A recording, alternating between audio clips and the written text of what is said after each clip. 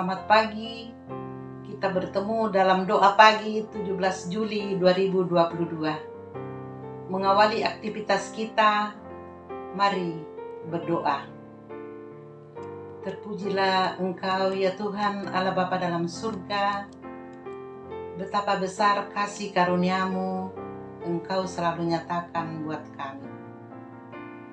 Teristimewa kami boleh ada pagi ini, itu karena pertolongan-Mu. Firman-Mu kami mau baca dan renungkan. Mampukan kami untuk memahami dan mengerti. Di dalam nama Tuhan Yesus kami berdoa. Amin. Pembacaan kita pada saat ini terambil dari Galatia 3 ayat 15 sampai 29. Dan saya akan membacakan satu ayat yang ke-18. Sebab jikalau apa yang ditentukan Allah berasal dari hukum Taurat, ia tidak berasal dari janji, tetapi justru oleh janji Allah telah menganugerahkan kasih karunia-Nya kepada Abraham. Amin, firman Tuhan. Dan tema bacaan kita pada saat ini yaitu janji Allah. Bapak Ibu yang kekasih dalam Tuhan, sering kita mendengarkan seseorang mengucapkan janji seperti saat masa-masa pemilu. Banyak janji-janji yang disampaikan oleh para kandidat untuk menarik hati masyarakat. Kita tidak tahu apakah itu terpenuhi atau tidak. Karena itu, sering mendengar ungkapan kekecewaan karena janji tidak dapat dipenuhi. Berbeda dengan janji Allah yang dikatakan dalam bacaan ini. Janji Allah yang disampaikan kepada Abraham tentang keturunannya sungguh dipenuhi meskipun dalam waktu ratusan tahun. Bapak Ibu yang kekasih dalam Tuhan, Rasul Paulus menyebutkan bahwa janji Allah itu merujuk kepada satu orang, yaitu Kristus. Penegasan ini dikutip dari Kejadian 12 ayat 7. Allah berfirman kepada Abraham, "Aku akan memberikan negeri ini kepada keturunanmu."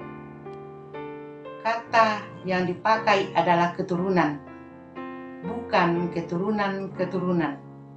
Artinya, yang dimaksud adalah Kristus sebagai pemenuhan janji. Selama masa penantian pemenuhan janji itu, hukum Taurat diberikan untuk mengatur dan menjaga perilaku orang Israel. Jadi, hukum Taurat berfungsi sebagai penuntun dan pedoman bagi orang Israel sampai keturunan Abraham, yaitu Yesus datang dalam dunia. Karena itulah Rasul Paulus menjelaskan bahwa tugas hukum Taurat sebagai penuntun telah selesai ketika janji dipenuhi. Dan setiap orang percaya menjadi anak-anak Allah karena iman di dalam Yesus Kristus. Jika hukum Taurat membuat iman kepada Allah bersifat eksklusif dan tertutup hanya bagi orang Yahudi, iman kepada Kristus bersifat universal dan terbuka. Jadi, janji Allah kepada Abraham yang telah digenapi di dalam Kristus membuat semua orang dipersatukan dan berhak menerima janji keselamatan dalam Kristus. Amin, firman Tuhan.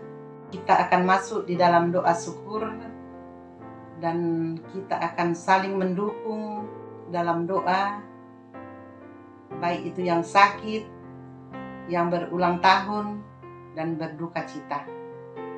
Mari kita berdoa. Ada ungkapan syukur kami panjatkan ke hadapan hadirat-Mu pada saat ini.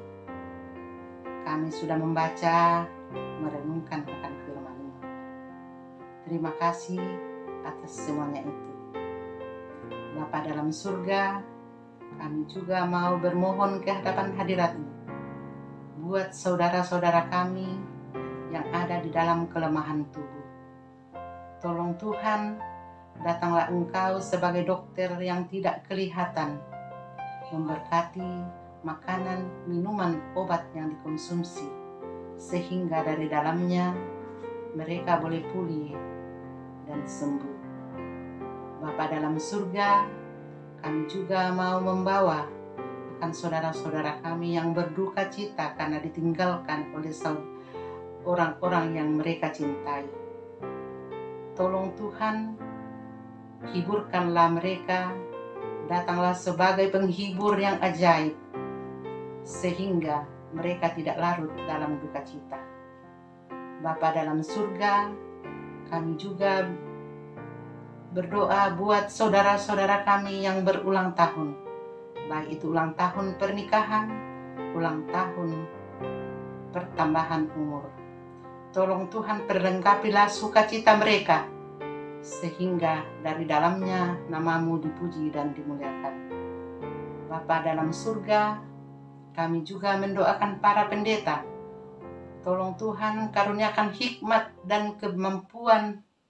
Semoga dia dengan setia menabur firman kebenar-Mu di jemaat ini. Bapa dalam surga, pembangunan gereja kami yang sementara renovasi.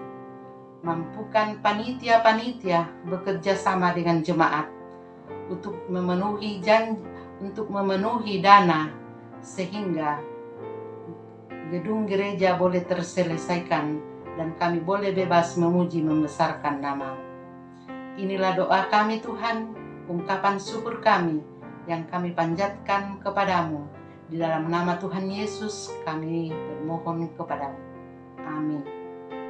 Demikianlah doa pagi dan renungan singkat pagi ini. Selamat beraktivitas, Tuhan Yesus memberkati.